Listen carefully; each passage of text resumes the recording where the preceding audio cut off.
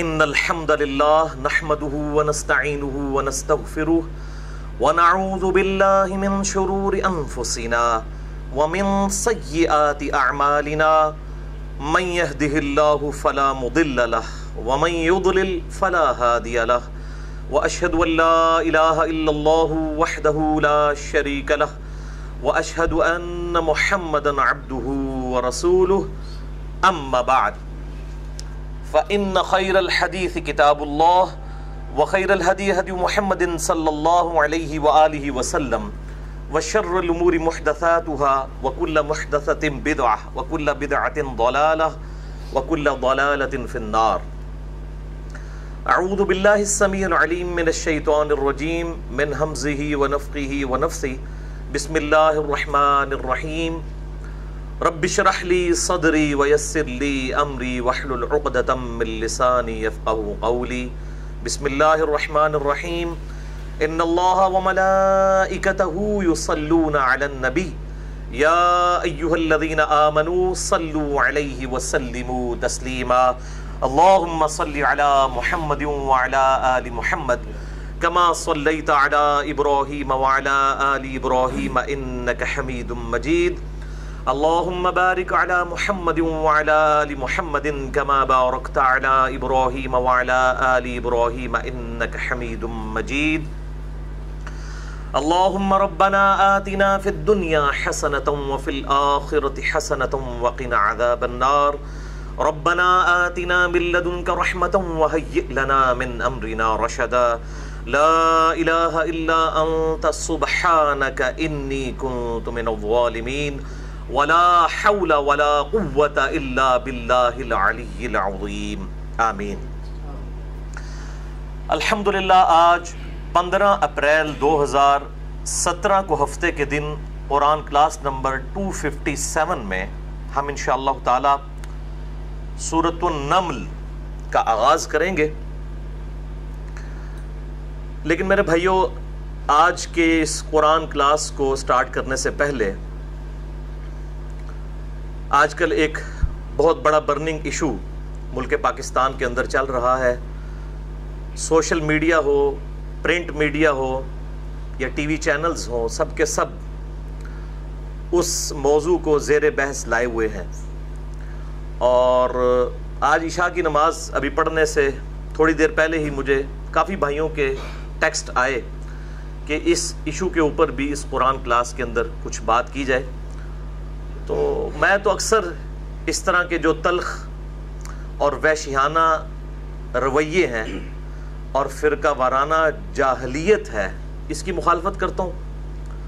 اور میری الحمدللہ ویڈیوز ملینز آف مسلمز تک پہنچتی ہیں، غیر مسلمز تک پہنچتی ہیں. کتاب و سنت کی جو صحیح پکچر ہے وہ کیا ہے، اس کو پیش کرنے کی میں کوشش کرتا ہوں. اور میرا اشارہ اس واقعے کی طرف ہے جو خیبر پختونخوا میں خان عبد الولی خان جو یونیورسٹی ہے مردان میں، اس کے اندر ایک سٹوڈنٹ جس کا نام مشعل خان تھا، اس کا وحشیانہ قتل کیا گیا. اور صفاقی کے ساتھ پبلک گیدرنگ میں لوگوں نے اسے توہین مذہب کا الزام لگا کر اور گستاخ رسول ڈکلیئر کرتے ہوئے، خود قانون کو ہاتھ میں لیتے ہوئے اس کو برہنہ بھی کیا اور ڈنڈے مار کر اور مکے مار کر اور ٹانگیں مار کر بیلٹوں سے پٹائی کر کے اس کو قتل کر دیا. اور میں ایک مسلمان مبلغ کی حیثیت سے اس قتل کی مذمت کرتا ہوں. اور مسلمانوں کو میری طرف سے یہ میسج ہے کہ ایسے رویوں سے اور ایسے علماء سے اور ایسی جماعتوں سے اور ایسی ایجنسیز سے اور ایسی پولیٹیکل پارٹیز سے ہوشیار رہیں جو مسلمانوں کو اپنی ذاتی مقاصد کے حصول کے لیے اس طریقے سے استعمال کرتی ہیں. بہرحال اس حوالے سے میں اکثر بولتا رہتا ہوں. ابھی میں نے نماز پڑھنے کے فوراً بعد ہی جو ذہن میں 4-5 پوائنٹ آئے تھے لکھے، کیونکہ میرا ارادہ تو نہیں تھا میں اس طرح کے ایشوز کے اوپر بڑے ڈیٹیل لیکچر دیتا ہوں. جنید جمشید صاحب کے اوپر جب گستاخی کا الزام لگا، میرا وہ لیکچر ملینز آف پیپل تک پہنچا. الحمدللہ مسئلہ نمبر 105 ہماری ویب سائٹ ahlsunnatpak.com پر جنید جمشید پر گستاخی کے الزام کا تحقیقی جائزہ. اسی طریقے سے یہ گستاخانہ فلم اور کارٹون کے حوالے سے جو مسلمانوں کو ٹریگر کیا گیا اور مسلمانوں کی بدنامی کے لیے اس قسم کے لوگ یوز کیے گئے کہ جنہوں نے بجائے گستاخان رسول کو کنڈیم کرنے کے مسلمانوں کی املاک کو نقصان پہنچایا، مسلمانوں کی مارکیٹس کو آگ سے جلا دیا اور پوری دنیا کے اندر فساد برپا ہوا. اس حوالے سے میں نے بڑی ڈیٹیل سے ایک انٹلیکچوئل لیکچر دیا ہے. مسئلہ نمبر 49 گستاخانہ فلم اور کارٹون کے حوالے سے مسلمانوں کا کیا عقیدہ ہونا چاہیے اور اس حوالے سے انٹرنیشنل لیول کے اوپر مسلمانوں کو کیا لائے عمل اختیار کرنا چاہیے. میں نے الحمدللہ فرقہ واریت کی لعنت سے بالا تر ہو کر حق بات امت تک پہنچانے کی اس میں کوشش کی الحمدللہ. آج بھی میں یہ مختصر سے وقت میں اپنا لیکچر سٹارٹ کرنے سے پہلے 5 علمی پوائنٹس ڈسکس کر لوں. علمی پوائنٹ نمبر 1، کسی بھی انڈیویجول شخص کو قطعاً اسلام میں اجازت نہیں ہے کہ وہ قانون کو ہاتھ میں لے کر خود سے قاضی اور جسٹس بن کے کسی کو کوئی سزا سنائے، چاہے وہ مسلمانوں کا امیر المؤمنین ہی کیوں نہ ہو، چاہے کوئی صحابی ہو یا آج کا مسلمان ہو. اللہ تعالیٰ نے کسی کو یہ اختیار نہیں دیا کہ وہ خود قانون کو ہاتھ میں لے جب تک کہ مقدمہ عدالت میں پیش نہ ہو اور شواہد کی بنیاد کے اوپر کوئی انٹلیکچوئل ڈیسیژن نہ کر لیا جائے. کسی کو یہ اختیار حاصل نہیں ہے. اور خصوصاً ہمارے ملک پاکستان میں جہاں پر ہمارے آئین کے اندر 295C گستاخ رسول کی سزا کے حوالے سے موجود ہے، وہاں تو قطعاً کسی کے لیے کوئی گنجائش نہیں ہے کہ وہ قانون کو ہاتھ میں لے. اور اگر کوئی شخص اس طریقے سے قانون کو ہاتھ میں لیتا ہے کسی مولوی کے پٹی پڑھانے کے اوپر یا کسی جذباتی انسان کے ڈی ٹریک کرنے کے اوپر، تو ایسے شخص کو قتل کے بدلے میں قتل کیا جانا چاہیے اور قصاص لے کر امت کو حق بات پہنچانی چاہیے.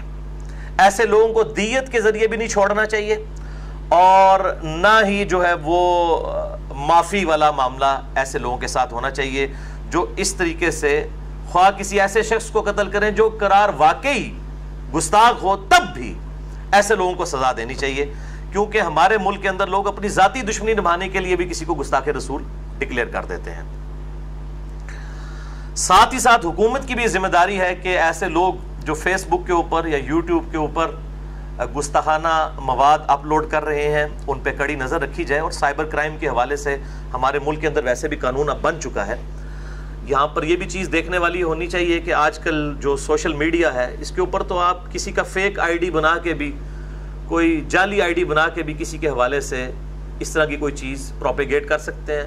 اسی لیے الحمدللہ میں اپنی ذات کے حوالے سے پہلے دن سے ہی نہ میں نے کبھی فیس بک یوز کی ہے، نہ کبھی واٹس ایپ یوز کیا ہے، نہ میں نے اپنا کبھی ریٹن پیغام کہیں پر دیا ہے. صرف میری ویڈیوز ہوتی ہیں، اس میں اگر کسی کی ہمت ہے تو کوئی ڈبنگ کر کے تو کوئی اپنا لقمہ میرے منہ میں ڈالنے کی کوشش کرے تو وہ پکڑا جائے گا، ادروائز ریٹن میں کوئی ایسی چیز نہیں دیتا ہوں الحمدللہ. تو حکومت کو ایسے لوگوں کو پکڑنا چاہیے اور تحقیق کرنی چاہیے کہ واقعی ان لوگوں نے ایسا کیا ہے یا نہیں. علمی پوائنٹ نمبر 2، بھائیو جہاں تک میرا ایکسپرٹ اوپینین ہے، چونکہ میں تمام مکاتب فکر کے ساتھ رہا ہوں، بریلوی، دیوبندی، اہل حدیث، اہل تشیع، سب کے ساتھ، میں قادیانیوں کے علاوہ تمام مکاتب فکر کے مسلمانوں کو الحمدللہ مسلمان ہی سمجھتا ہوں. البتہ جو علمی اختلاف ہے میں سب کے ساتھ کرتا ہوں الحمدللہ ویڈیو کے اندر. باقی علماء کی تو یہ حالت ہے کہ وہ اختلاف کرتے ہوئے اپنے علاوہ سب کو اسلام سے نکال دیتے ہیں، اور میں سب سے اختلاف کرنے کے باوجود سوائے قادیانیوں کے کسی کو اسلام سے نہیں نکالتا الحمدللہ. تو کوئی بھی مسلمان ہو، سنی ہو، شیعہ ہو، یا ان کے جتنے آف شوٹس ہیں، بریلوی، دیوبندی، اہل حدیث، اہل سنت کے آف شوٹس، یا اہل تشیع کے اندر اثنا عشری ہوں، زیدیہ ہوں یا اور ہوں، کوئی بھی شخص جان بوجھ کر کبھی بھی گستاخ رسول نہیں ہو سکتا. یہ میرا عقیدہ ہے. کوئی شخص بھی دوزخ میں جانے کے لیے تیار نہیں ہے. تو اس حوالے سے اگر کوئی مسلمان گستاخی کرتا ہے تو اس کی تحقیق ضرور ہونی چاہیے تاکہ پتہ چلے. ایون غیر مسلم بھی کرتا ہے تو وہ بھی دیکھنا چاہیے کہ واقعی اس نے کیا یا نہیں. آپ کو پتہ ہے کہ چند سال پہلے اسلام آباد میں ایک کرسچن لڑکی کے اوپر جھوٹا الزام لگایا ایک مولوی نے، اور وہ بیچاری یہ کوڑے کرکٹ کے ڈھیروں سے صفات چن کے بیچنے والی تھی، تو وہ تو مؤذن نے اس کا چٹا پٹا کھول دیا کہ اس نے وہ اپنی ذاتی دشمنی نبھانے کی خاطر قرآن پاک کے یا کسی جو قاعدے کے کچھ صفحے پھاڑ کے تو وہ گندگی کے ڈھیر پہ پھینکے، اس بیچاری نے اٹھا لیے، تو اس حوالے سے اس پہ الزام لگا دیا، بعد میں خیر چٹا پٹا کھل گیا۔ یہاں تو علماء جو ہے نا وہ اس طرح کی ایکٹیویٹیز کرتے ہیں اپنی ذاتی مقاصد کی خاطر، تو چاہے غیر مسلم ہو یا مسلمان ہو، اس میں احتیاط کی ضرورت ہے۔ تو کسی بھی کلمہ گو کے بارے میں ایسی بدگمانی نہ کریں، اور ایون غیر مسلم بھی اس مسلمان ملک کے اندر کس طرح کوئی جرات کر سکتا ہے جو کمیونٹی میں رہنے والے لوگ ہیں کہ اس طرح کی گستاخی کریں، اللہ ہے کہ جذباتی طور پہ کسی سے کوئی ایسے الفاظ نکل جائیں تو اس کی اصلاح کی کوشش کرنی چاہیے، بجائے کہ اس پہ فتوے لگا کے اس کو قتل کرنے کی کوشش کریں۔ اس کی توبہ اور اصلاح کی فکر کرنی چاہیے، اس کی آخرت کی فکر کریں، اس کے ساتھ ہمدردی کریں، چاہے جائے کہ آپ اس کو جو ہے وہ نعوذ باللہ من ذالک قتل کر کے اور توبہ کا موقع بھی اس سے چھین لیں، یہ حرکت تو نہ کریں۔ نبی صلی اللہ علیہ وآلہ وسلم کی یہ تعلیمات قطعاً نہیں ہے، قطعاً نہیں ہے۔ علمی پوائنٹ نمبر 3، میرے بھائیو، اگر حکومت اپنی ذمہ داری نہ بھی پوری کرے کسی گستاخ کو پکڑنے کے حوالے سے، اگر وہ واقعی گستاخ ہو، یہ امپلائیڈ ہے اس کے اندر، میں تو یہ جتنے سوشل میڈیا پہ اور پرنٹ میڈیا پہ چیزیں چل رہی ہیں، میں تو ان کو الحمدللہ علی وجہ بصیرت کہتا ہوں کہ یہ آلموسٹ تمام ہی فراڈ کے اوپر مبنی ہوتی ہیں، چیزیں اپنے ذاتی مقاصد کے لیے ہوتی ہیں۔ تو اگر واقعی کسی نے ایسا معاملہ کیا ہے اور حکومت اسے نہیں پکڑ رہی، تب بھی کسی کو اختیار نہیں ہے کہ وہ قانون اپنے ہاتھ میں لے کے اور وہ مجاہد ملت بن کے اور وہ جنت کا ٹکٹ حاصل کرنے کی کوشش کرے، یہ نہ ہو کہ سیدھا دوزخ میں جا کے نکلیں کسی شخص کو ناحق قتل کرنے کے جرم میں۔ اور اگر آپ نے صحیح بھی قتل کر دیا تب بھی اس چیز کی کوئی گارنٹی نہیں ہے کہ آپ کو اس پہ ثواب ملے گا، ہاں اس چیز کا خدشہ ضرور ہے کہ آپ کو عذاب ملے گا، کیونکہ آپ کا یہ اختیار ہی نہیں تھا۔ میرے باپ کا قاتل بھی میرے سامنے آ جائے اور مجھے عدالتیں انصاف نہ دیں، تب بھی میں قانون ہاتھ میں نہیں لے سکتا، ادروائز تو انارکی پھیل جائے گی۔ یہ کوئی بنانا ریپبلک تو نہیں ہے، ایک آئینی ملک ہے، یہاں پر ایک آئین کے تحت نظام چل رہا ہے، اور اس آئین کے اندر 295C گستاخ رسول کی سزا بھی موجود ہے۔ اس کے باوجود کوئی شخص جو ہے وہ زیادہ مجاہد بننے کی کوشش کرتا ہے تو وہ اپنی آخرت کی فکر کرے اس حوالے سے۔ علمی پوائنٹ نمبر 4، میرے بھائیو، ہمارے ملک میں جاہلیت اپنے عروج پہ ہے، لوگ اپنی ذاتی دشمنی کی خاطر بھی کسی شخص کو گستاخ رسول ڈکلیئر کر سکتے ہیں، اور آپ تو اس ملک میں رہ رہے ہیں جہاں کی اکثریت عوام ان لوگوں پر مشتمل ہے کہ جن کے سامنے اگر آپ قرآن کی یہ آیت پڑھ دیں، اعوذ باللہ من الشیطان الرجیم، بسم اللہ الرحمن الرحیم، قل انما انا بشر مثلکم، سورۃ الکہف کے اندر آتی ہے، اے نبی صلی اللہ علیہ وآلہ وسلم فرما دیجئے کہ انسان ہونے میں ایز اے اسپیشیز میں بھی تمہاری طرح کا انسان ہوں، مرتبے کی بات نہیں ہو رہی، انسان ہونے کے اعتبار سے۔ اور یہ اس لیے کہلوایا گیا کہ لوگوں نے عیسیٰ علیہ السلام کے جب معجزات دیکھے تو ان کو ڈیوینٹی میں کلیم کر دیا اور کہا یہ خدا کے بیٹے ہیں۔ ہمارے محبوب صلی اللہ علیہ وآلہ وسلم کے حوالے سے اللہ تعالیٰ نے یہ چیز کلیئر کروا دی۔ پھر صحیح بخاری میں کتاب الانبیاء چیپٹر میں حدیث ہے، آپ صلی اللہ علیہ وآلہ وسلم نے فرمایا، دیکھنا میری شان کو اس طرح بلند نہ کرنا جس طرح نصارہ نے اپنے نبی کو اتنا شان میں بلند کیا کہ اللہ تعالیٰ کے ساتھ شریک ٹھہرا دیا۔ میں اللہ کا بندہ اور اس کا رسول ہوں، مجھے اللہ کا بندہ اور اس کا رسول ہی کہنا۔ اور ہر مسلمان نماز میں یہی کہتا ہے، محمدن عبدہ ورسولہ، الحمدللہ۔ تو یہاں پہ تو اس طرح کی جاہل عوام موجود ہے، اور پھر جو ایسی جاہل عوام ہے، اور یہ علماء بھی جاہل ہیں جو اس طرح کی پٹیاں ان کو پڑھاتے ہیں، اور پھر ان علماء کا علاج جو ہے وہ کسی بھی عالم دین کے پاس نہیں ہے، نہ کسی دنیاوی تعلیم یافتہ شخص کے پاس ہے۔ ان کا علاج میرے جیسے شخص کے پاس ہے جو دنیاوی طور پہ بھی ایک کوالیفائڈ انجینئر ہے اور ایک روحانی ڈاکٹر سرجن ہے، اور دین کا علم بھی رکھتا ہے۔ اور ان کا علاج میں نے ڈھونڈا ہے اینٹی وینم کے ذریعے۔ کوبرا سانپ جب کسی کو کاٹ جائے نا تو اس سانپ کے زہر کا علاج دنیا کی کوئی دوائی نہیں کر سکتی سوائے اس ویکسین کے جو کوبرے کے زہر سے تیار کی جاتی ہے۔ اس وینم کا علاج اس اینٹی وینم سے ہوتا ہے، اور میں اسے پنجابی میں کہتا ہوں پھکی، یعنی جب کسی کو حق بات سن کے پیٹ میں درد شروع ہو جائے نا تو پھر میں اس کو پھکی دیتا ہوں تاکہ ایک دو ڈکار لے, پھر اس کا پیٹ میں آرام اس کو آ جائے. اور فلسفی میں اس کو ہم کہتے ہیں لاجیکل آنسر, اردو میں ہم کہتے ہیں الزامی جواب. اس کے تحت میں نے انڈیا, پاکستان, بنگلہ دیش میں جتنے بڑے بڑے بزرگ ہیں, ان پٹی پڑھانے والے علماء کے بھی بڑے بڑے بزرگ, ان کی گستاخیاں بالکل ننگی کر کے عوام کے سامنے رکھی ہیں انہی لوگوں کی چھاپی ہوئی کتابوں کی روشنی میں, اپنی طرف سے نہیں. اور مسئلہ نمبر 71B میرا اہل سنت پاک .com ہماری ویب سائٹ پہ ریکارڈڈ موجود ہے. یوٹیوب پہ آپ جا کے سپیلنگ لکھیں 71-71-B B for boy dash مسئلہ MAS''ALAH مسئلہ کہتے ہیں عربی میں سوال کرنے کو. تو الحمدللہ وہ لیکچر کھل جائے گا. ہزاروں لوگ دیکھ چکے ہیں اس کے کلپس, لاکھوں لوگ دیکھ چکے ہیں, اور لوگوں کی اصلاح کا سبب بنا ہے کہ ہم جن بزرگوں کو اتنا مانتے تھے, کوئی کلمہ پڑھوا رہا ہے لا الہ الا اللہ چشتی رسول اللہ نعوذ باللہ, کوئی کلمہ پڑھوا رہا ہے لا الہ الا اللہ اشرف علی تھانوی رسول اللہ نعوذ باللہ من ذالک.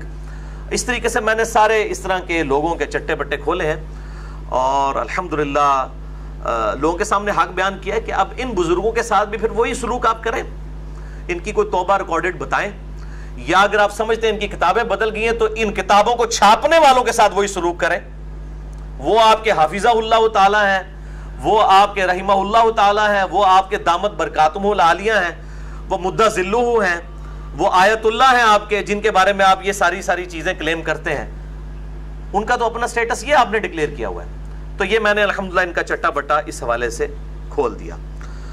اور علمی پوائنٹ نمبر 5 اس حوالے سے, یہ بہت کڑوا علمی پوائنٹ ہے, میں نے اس کو آخری نمبر پہ رکھا تھا, اور اس کی ڈیٹیل اگر آپ نے سننی ہے تو میرا مسئلہ نمبر 49 گستاخانہ فلم اور کارٹون کے حوالے سے جو وہ فلم بنی تھی انوسینس آف مسلمز, اس کے رد میں نے جو لیکچر دیا تھا آج سے تقریباً 5-6 سال پہلے کی بات ہے, 49 مسئلہ, یوٹیوب پہ آپ لکھیں سپیلنگ تو وہ کھل جائے گا. اور 45 مسئلہ تھا گستاخ رسول کی سزا کے حوالے سے, اس میں بھی میں نے ڈسکس کیا کہ بڑے افسوس سے کہنا پڑتا ہے کہ مسلمانوں نے بغیر علمی دلائل کے اس چیز کو اسٹیبلش کر لیا ہے کہ اگر کوئی شخص انجانے میں یا جان بوجھ کر, دونوں صورتوں میں نبی صلی اللہ علیہ وآلہ وسلم کی شان میں گستاخی کر بیٹھتا ہے, چاہے اس نے انجانے میں کی ہو, سنی کیا شیعہ کیا, سنیوں کے سارے آف شوٹس, حنفی شافعی مالکی حنبلی بریلوی دیوبندی اہل حدیث, اسی طریقے سے اہل تشیع بھی, انہوں نے یونینمسلی ایگریڈ کر لیا ہے کہ جناب گستاخ رسول کی تو توبہ ہی قبول نہیں ہے. اور مجھے سب سے زیادہ دکھ ہے حنفیوں کے اوپر, جن کی اپنی فقہ کی کتابیں جو ہیں وہ اس کے خلاف بات کرتی ہیں, لیکن انہوں نے پبلک ڈائنامکس کو دیتے ہوئے اپنا قبلہ ہی بدل لیا ہوا ہے. میں نے اس ویڈیو کی وساطت سے پہلے بھی چیلنج کیا تھا, اب بھی چیلنج کرتا ہوں کہ مجھے کوئی قرآن پاک کی آیت یا کوئی صحیح سند کے ساتھ ایک حدیث اہل سنت کی کسی مین سٹریم کتاب کے اندر دکھا دیں جس میں یہ بات لکھی ہو کہ گستاخ رسول کی توبہ قبول نہیں ہے. میں اس سے بڑی بات بتاتا ہوں, مجھے بتائیے کہ اللہ کا گستاخ بڑا گستاخ ہے یا رسول اللہ صلی اللہ علیہ وآلہ وسلم کا گستاخ بڑا گستاخ ہے؟ اللہ کا. اور شرک کیا ہے؟ اللہ کی گستاخی. سورہ مریم میں آتا ہے نا کہ جو لوگ اللہ تعالیٰ کے ساتھ شریک ٹھہرا رہے ہیں اور اللہ تعالیٰ کے بارے میں کوئی ڈیوینٹی کلیم کر رہے ہیں اور اس کے لیے کوئی اولاد تجویز کر رہے ہیں, وہ اللہ کو اتنی بڑی گالی دے رہے ہیں کہ قریب ہے کہ آسمان پھٹ پڑے, زمین شک ہو جائے اور پہاڑ ریزہ ریزہ ہو جائیں. ام دعوا للرحمن ولدا, کہ انہوں نے رحمان کے لیے بیٹا تجویز کیا. اگر زمین و آسمان اور پہاڑوں کے احساسات ہوں تو یہ جو اللہ تعالیٰ کے بارے میں کلام کرتے ہیں ایسے لوگ, تو یہ پھٹ پڑے ان کے اوپر. لیکن اللہ تعالیٰ جو ہے وہ حلم سے کام لینے والا ہے. تو یہ شرک اتنا بڑا جرم ہے, اور یہ واحد گناہ ہے جس کے بارے میں آیا کہ آخرت میں کوئی شخص شرک کے ساتھ پیش ہوا تو اس کی توبہ بھی قبول نہیں ہے. دنیا میں قبول کر لے گا, آخرت میں نہیں. لا تبدیل لکلمات اللہ, ان اللہ لا یغفر ان یشرک بہ وَيَغْفِرُ مَا دُونَ ذَلِكَ لِمَن يَشَاءُ، بے شک اللہ تعالیٰ اس گناہ کو کبھی معاف نہیں کرے گا کہ کوئی شخص دنیا میں اس حال سے چلا گیا بغیر توبہ کے کہ وہ شرک میں مبتلا تھا، اس کے علاوہ جس کے لیے بھی جتنے بھی گناہ چاہے گا تو معاف کر دے گا، لیکن جس کے لیے چاہے گا، وہ بھی اوپن لائسنس نہیں ہے۔ اب یہ کتنا خطرناک معاملہ ہے میرے بھائیوں کہ شرک جو ہے، جو آخرت میں بھی معاف نہیں ہونا، آخرت میں جو گناہ معاف نہیں ہونا، اور مشرک کے اوپر جنت حرام کر دی گئی ہے۔ انہ من یشرک باللہ فقد حرم اللہ علیہ الجنہ ومأواہ النار وما للظالمین من انصار، سورہ المائدہ آیت نمبر 72۔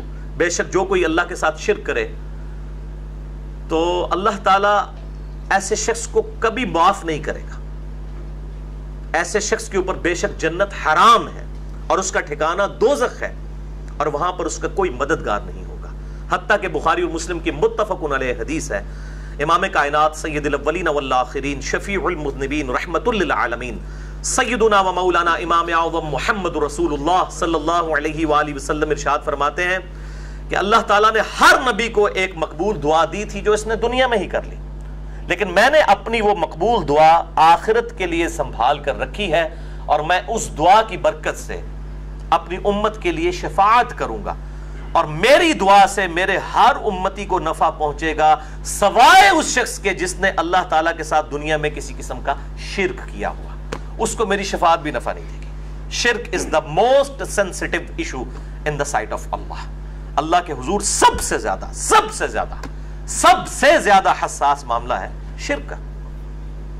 لیکن قرآن پڑھ کے دیکھیں، یہ کہتے ہیں گستاخ رسول دنیا میں توبہ کر لینا، اس کی توبہ قبول نہیں ہے، آپ اس کو قتل ہی کریں گے، اور قرآن کہتا ہے کہ اللہ کا گستاخ یعنی مشرک اگر توبہ کر لے، اللہ تعالیٰ نہ صرف اس کی توبہ قبول کر لے گا بلکہ اس کے گناہوں کو بھی نیکیوں سے بدل دے گا۔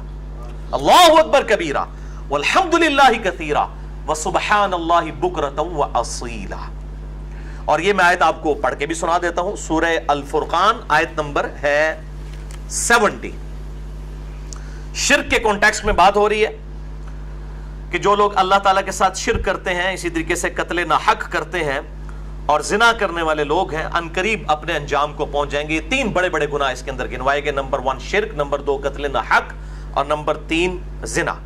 پھر اس کانٹیکسٹ میں بات ہوئی کہ ایسے لوگوں کے لیے آخرت میں دوگنا عذاب ہوگا اور ان کو ذلیل و خوار کر کے دوزخ میں داخل کیا جائے گا، الا من تابا، ہاں مگر جو توبہ کر لے، وآمنا وعمل عملا صالحا، اور وہ ایمان لے آئے جیسا کہ ایمان لانے کا حق ہے، اور نیک عمل اختیار کر لے۔ خالی دودھ پینے والا مجنون نہیں، صرف اللہ اور اس کے رسول عز و جل و صلی اللہ علیہ وآلہ وسلم کو ماننے والا نہیں، بلکہ اللہ اور اس کے رسول عز و جل و صلی اللہ علیہ وآلہ وسلم کی ماننے والا، صرف کو ماننے والا نہیں، ان کی ماننے والا بھی، جو توبہ کرے، ایمان لائے جیسا کہ ایمان لانے کا حق ہے، اور نیک اعمال کرے، فَأُولَئِكَ يُبَدِّلُ اللَّهُ سَيِّئَاتِهِمْ، تو ایسے لوگوں کے گناہوں کو بھی اللہ تعالیٰ نیکیوں سے بدل دے گا، حسنات، نیکیوں سے بدل دے گا۔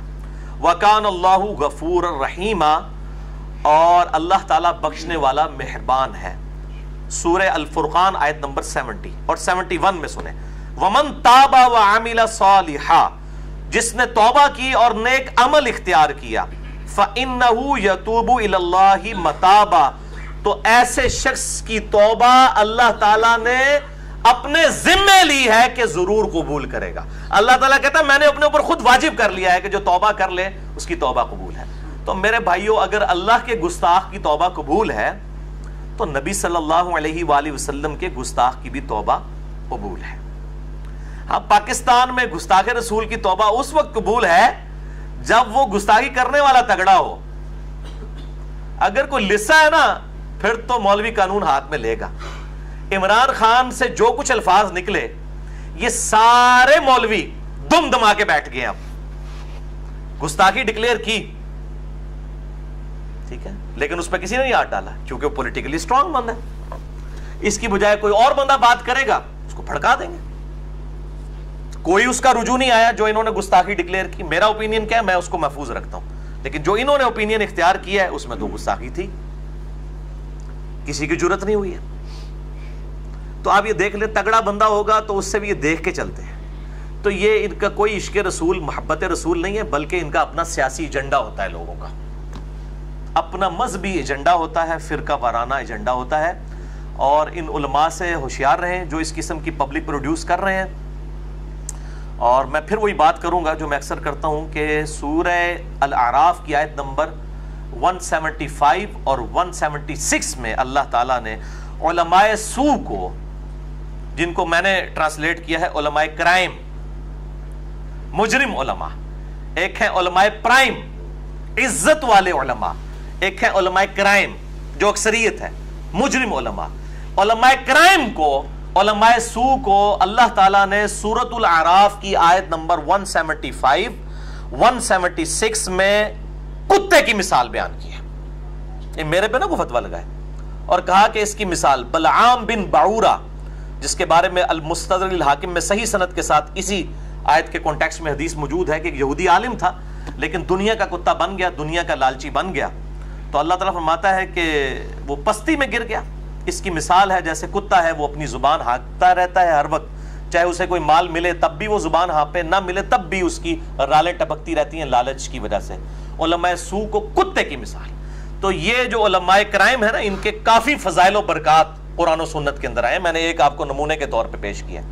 انہوں نے یہ غلط رویے پیش کیے اور آج پوری دنیا کے اندر اسلام کی بدنامی ہو رہی ہے، پاکستان کی بدنامی ہو رہی ہے. یہ جو واقعہ ہوا مشعل خان والا، خان عبد الولی خان یونیورسٹی کے اندر، میں بالکل پرائم منسٹر آف پاکستان سے اپیل کروں گا اور چیف جسٹس آف پاکستان سے بھی اپیل کروں گا کہ وہ از خود نوٹس لیتے ہوئے اس مسئلے کو منطقی انجام تک پہنچائیں اور ایک ایگزامپل سیٹ کر دیں، تاکہ آئندہ کے لیے کوئی جرت نہ کرے قانون کو ہاتھ میں لینے کی. ورنہ آپ کو پتہ نہیں کتنا خطرناک کھیل کھیلا جا رہا ہے، خصوصاً ملک پاکستان کے اندر جہاں پہ عوام ویسے ہی جذباتی ہے اور لائی لگ ہے، علماء کے پیچھے آنکھیں بند کر کے چلتی ہیں. یہ آج اس کے اوپر برا وقت آیا نا مشعل خان کے اوپر، کل کو ہم میں سے بھی کسی کے اوپر آ سکتا ہے. ان لوگوں کے اپنے مقاصد ہوتے ہیں، لہٰذا یہ پورا نیریٹو چینج کرنے کی ضرورت ہے، پوری ڈاکٹرائن بدلنے کی ضرورت ہے اس وقت امت کی. اس حوالے سے جو یہ جذباتی ڈاکٹرائن انہوں نے ڈیولپ کر دی ہے اور صدیوں سے کی ہے. میں آج کے لوگوں کو صرف مجرم نہیں سمجھتا، میں صدیوں سے ان لوگوں کو مجرم سمجھتا ہوں کہ جن لوگوں نے غلط رویے پروپیگیٹ کیے ہیں. خصوصاً امام ابن تیمیہ نے جو گستاخ رسول کی سزا کے اوپر کتاب لکھی ہے، ان کے اخلاص میں مجھے کوئی شک نہیں ہے، لیکن جو بڑے بڑے بلنڈر انہوں نے اس کتاب کے اندر کیے ہیں اور جھوٹی روایتیں تک لکھ کے بالکل بے شرمی کے ساتھ اور اپنا لقمہ کتاب و سنت کے منہ میں ڈالنے کی کوشش کی ہے. اور اس سے اندازہ لگا لیں کہ وہ کتاب سب نے متفقہ پکڑی ہوئی ہے. ایک طرف بریلوی اور دیوبندی ان کو خارجی سمجھتے ہیں امام ابن تیمیہ کو، لیکن جب گستاخ رسول کا مسئلہ ہوتا ہے تو انہوں نے بغل میں یہ وہی کتاب دبائی ہوتی ہے. اور اہل حدیث تو ماشاءاللہ ان کو بزرگ سمجھتے ہی ہیں، حالانکہ میرے نزدیک انتہائی علمی کمزوریاں اس کتاب میں موجود ہیں، جھوٹی روایتیں اس کے اندر موجود ہیں. میں الحمدللہ کم از کم 3 گھنٹے کا لیکچر اس کتاب کے پوسٹ مارٹم پہ دے سکتا ہوں، جس قسم کا انہوں نے رویہ اختیار کیا اور نیک نیتی کے ساتھ کیا. میں نہیں ان کو بد نہیں سمجھتا. اس امت میں جس عالم نے بھی اس امت کا بیڑا غرق کیا ہے، الحمدللہ پوری نیک نیتی کے ساتھ بیڑا ڈوبا ہے انہوں نے. مجھے بالکل یقین ہے کہ نیت پہ کوئی شک نہیں ہے، بیڑا غرق کیا ہے انہوں نے، لیکن نیک نیتی کے ساتھ کیا. ٹھیک ہے، اور ہمارا تو کام ہے کہ ہم ایسے لوگوں کو ننگا کریں. مطلب امت کو تو اس وقت مطلب ایک فکر کی ضرورت ہے کہ امت کو، اور فکر کا قحط الرجال ہو چکا ہے اس وقت امت کے اندر. یعنی امت کو کوئی فکر ہی نہیں مل رہی ہے، لائی لا کے جدھر کوئی لگا ہوا ہے. الحمدللہ یہ تو سوشل میڈیا کی برکت ہے کہ آج ہماری آواز پوری دنیا کے اندر پہنچی الحمدللہ اردو زبان کے ذریعے. اور میں تحدیث نعمت کے طور پہ یہ بات کرتا ہوں الحمدللہ کہ اس وقت اردو زبان کے اندر کسی بھی اسپیکر کو اتنا زیادہ نہیں سنا جاتا. تمام مکاتب فکر کے لوگ الحمدللہ جتنا الحمدللہ میری ویڈیوز لوگ دیکھتے ہیں، اور میری کبھی خواہش نہیں تھی کہ اس طرح کا کوئی فیم ملے. یہ اللہ تعالیٰ اپنے بندوں کو مبعوث کرتا ہے، اٹھاتا ہے، باطل کے سر پہ دے مارتا ہے. اور ظاہر ہے جس طریقے سے میری ایک پورا ایک ڈیولپمنٹ ہوئی تمام مکاتب فکر کے اندر، الحمدللہ یہ کام ایکسپونینشلی رائز کر رہا ہے الحمدللہ. لینئر ریلیشن کے ساتھ نہیں، ایکسپونینشل ریلیشن کے ساتھ. آج سے سال ڈیڑھ پہلے تک بمشکل ہمارے یوٹیوب کے ویئرز بھی جو تھے وہ یعنی پر منتھ جو ہے 50-60 ہزار کے قریب ہوتے تھے. الحمدللہ اب ملینز میں مور دین 3 ملین ویورز پر منتھ ہیں الحمدللہ ہمارے یوٹیوب کے چینل کے. اسی طریقے سے 61,000 سے زیادہ اس کے فالوور ہیں, اور اسی طریقے سے فیس بک کے اوپر بھی 60,000 سے زیادہ ہیں الحمدللہ. واٹس ایپ کے اوپر ملینز آف پیپل تک بات پہنچ رہی ہے. میں صرف آپ کو یہ کوئی چندہ باکس میں نے نہیں بنایا ہوا, نہ میں کوئی چندے کی رسیدیں کاٹتا ہوں ان کے ذریعے, نہ میں کوئی یوٹیوب کے چینل کے ذریعے کوئی کمائی کر رہا ہوں کہ میں لوگوں کو کہہ رہا ہوں کہ ہاں جی منو ڈالر اب دے جائے. کوئی ایسی چیز نہیں ہے. میں صرف تحدیث نعمت کے طور پہ ایک امت کو فکر دے رہا ہوں کہ پریشانی کی کوئی بات نہیں ہے الحمدللہ. اللہ تعالیٰ اس امت کو بغیر مفکر کے, بغیر لیڈر کے چھوڑتا نہیں ہے. اللہ تعالیٰ اپنے بندوں کو اٹھاتا رہتا ہے الحمدللہ, جو باطل کا قلع کما کرتے رہتے ہیں الحمدللہ. تو میں اینڈ پہ پھر ریکویسٹ کروں گا پرائم منسٹر آف پاکستان سے بھی, چیف جسٹس سے بھی, کہ اس ایشو کو, یہ مشعل خان کا جو ایشو ہوا ہے, اس کے علاوہ بھی جتنے ایشوز چل رہے ہیں اور جتنے لوگ گستاخان رسول کے اس قانون کی امپلیمنٹیشن کی وجہ سے جیلوں کے اندر پڑے ہوئے ہیں, ان کو منطقی انجام تک اس معاملے کو پہنچائیں. اور منطقی انجام میں قطعاً یہ نہیں کہہ رہا کہ ایسے لوگوں کو قتل کر دیں یا پھانسی پہ چڑھا دیں, قطعاً نہیں, بلکہ یہ علماء جو ہم نے یہ پالے ہوئے ہیں چندوں کے اوپر, یہ اسی دن کے لیے پالے تھے نا کہ ہماری نوجوان نسل اگر کوئی اس طرح کی کسی جگہ ڈی ٹریک ہو جائے تو یہ ان کی تطہیر کریں اپنے علم کے ذریعے, نہ کہ اس کام کے لیے کہ یہ لوگوں کے قتل کے فتوے جاری کریں. یہ کس دن کام آنے ہیں یہ مولوی ہمارے, جن کو ہم نے پیمنٹ کر کے رکھا ہوا ہے, یہ کام آئے, ان کے لیکچرز کروائے جائیں, لوگوں کو قائل کیا جائے علمی طریقے سے, بجائے لوگوں کو دوزخ میں پہنچانے کے. لیکن یہ لوگ ایسے ضدی ہیں کہ ان کے سامنے آپ کتاب اللہ کے دلائل رکھیں, سنت کے دلائل رکھیں, بے شرمی کی انتہا پہ پہنچے ہوئے ہیں اکثر. اور میں یہ کہوں یہ اتنے بے شرم ہیں کہ یہ اس طرح کے بے شرمی ہمارے دنیاوی جو علوم کے ٹیچرز ہیں نا ان کے اندر نہیں پائی جاتی. میں آپ کو وثوق کے ساتھ, میں کوالیفائڈ انجینئر ہوں آنرز کے ساتھ, اور میں آپ کو وثوق کے ساتھ کہتا ہوں کہ دنیا کا سب سے بڑا کوئی لائق ترین کو P H D mechanical engineer ہو, اور بینگ میکینیکل انجینئر, میں اس کے لیکچر میں کوئی ایک چھوٹی سی خامی بھی دیکھوں اور میں لا کے اس کو میکینیکل انجینئرنگ کی بک دکھا دوں نا کہ سر آپ نے یہ جو فارمولہ لکھا ہے نا اس میں ایک خرابی ہے, میں آپ کو قسمیاں کہتا ہوں کہ وہ دوسری بات نہیں کرے گا, کہے گا سوری. آپ خود چیک کر لیں, کسی انگلش کے پروفیسر نے کوئی سپیلنگ غلط لکھوا دی ہے, آپ کے سر آکسفورڈ یونیورسٹی میں یہ بٹ کے سپیلنگ BUT بٹ ہے, آپ نے یہ BAT بٹ لکھ دیا ہے, تو سر یہ آپ اپنی اصلاح کریں. آپ کا کیا خیال ہے وہ آگے آئیں بھائی شائیں کرے گا؟ واللہ کبھی نہیں کرے گا, آپ خود چیک کر لیں. لیکن مولوی اینو تسی قرآن دی آیتاں بکھاؤ, اینو تسی بخاری مسلم دی حدیثاں بکھاؤ, اس کے کان پہ جون تک نہیں رکھے گا, آئے بھائی شائیں کرے گا, بات کا کچھ بات کا بتنگڑ بنا دے گا. یہ میں آپ کو فرق بتا رہا ہوں. ہمیں کوئی اعتماد نہیں ان لوگوں کے اوپر کہ ہم انہیں قرآن و حدیث دکھائیں تو یہ بات مان لیں, بلکہ ان لوگوں کے تو رویہ آپ دیکھ لیں.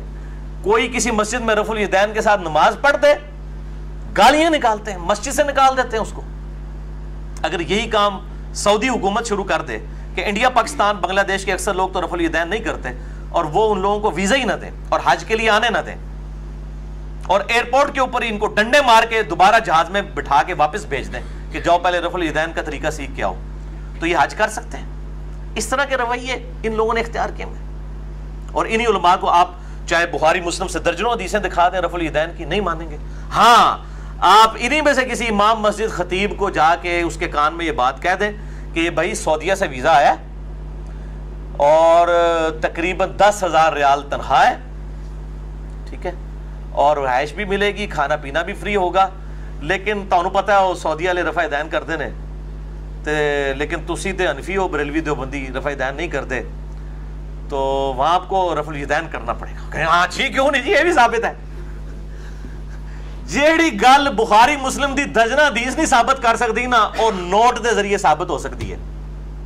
یہ ان لوگوں کا کریکٹر میں آپ کو بتا رہا ہوں, کتنے خطرناک رویے ہیں. اور ہم نے اپنی ڈرائیونگ سیٹ کے اوپر کن لوگوں کو بٹھایا ہوا ہے.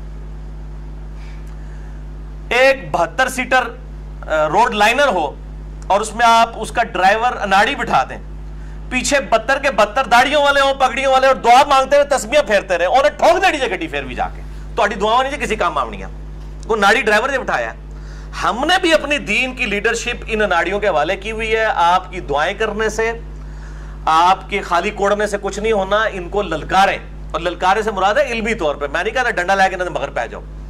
علمی طریقے سے عوام کو ایجوکیٹ کریں، اور علمی ذریعہ ہی ہے لوگوں کو ایجوکیٹ کرنے کا. اور میں وہ غامدی صاحب کی بات ریپیٹ کروں گا. مجھے کئی معاملات میں ان سے اختلاف بھی ہے، لیکن کچھ باتیں مجھے ان کی اچھی لگتی ہیں. ان سے ہی میں نے مستعار لیا ہے جملہ کہ علم کے میدان میں جذبات کی کوئی حیثیت نہیں ہوتی. آپ علمی ذریعے سے لوگوں کی غلطیاں واضح کریں، جذبات اس میں نہیں ہونے چاہیے. اور اس میں اس کا سائملٹینیس کنٹراسٹ بھی یاد رکھیں کہ کسی بڑے سے بڑے بزرگ کی بھی کوئی غلطی نکلا ہے تو پھر آپ جذبات میں نہیں دیکھیں گے یار ان کو کیسے غلطی لگ سکتی ہے. نہیں، علم کا میدان ہے، غلطی کسی کو بھی لگ سکتی ہے.